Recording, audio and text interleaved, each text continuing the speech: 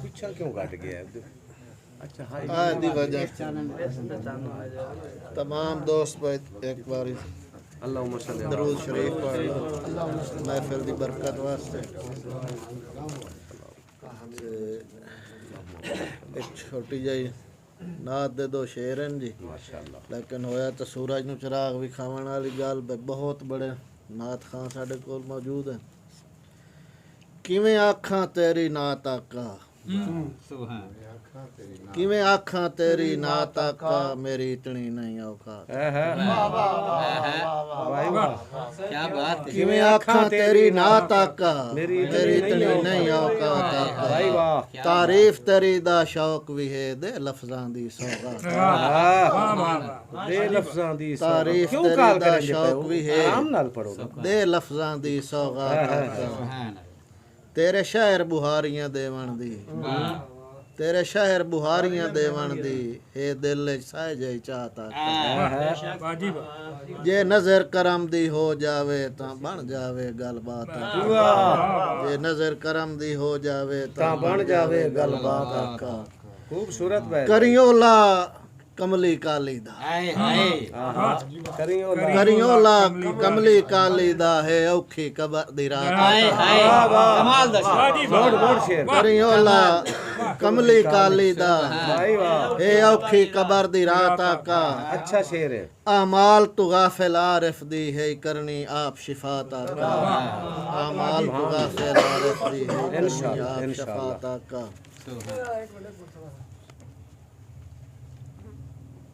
दी आमद है जिंदे कान कायनात बनाई गई बेशक वत फर्श तू लाए के अर्श तोड़ी तखलीक ते ईद मनाई गई। महबूब अपने दी खाकियां नू जदा नूर दी झलक विखाई गई बुत वंज पाए आरिफ मुंह परने सारे जग ते हो रुशनाई गई। क्या बात सारे जग ते होर सुनाई गई।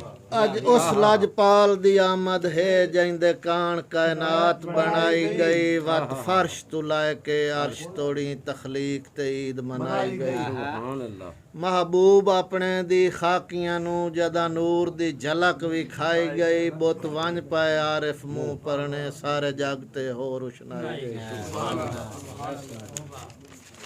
क्या बात। हिक्का हसरत है जे कर छोड़े गुने जिंदे कान कायनात बनाई गई वत फर्श तू लाए के अर्श तोड़ी तखलीक ते ईद मनाई गई। सुभान अल्लाह। महबूब अपने दी खाकियां नू जदा नूर दी झलक विखाई गई बुत वंज पाए आरिफ मुंह परने सारे जग ते हो रुशनाई गई। क्या बात।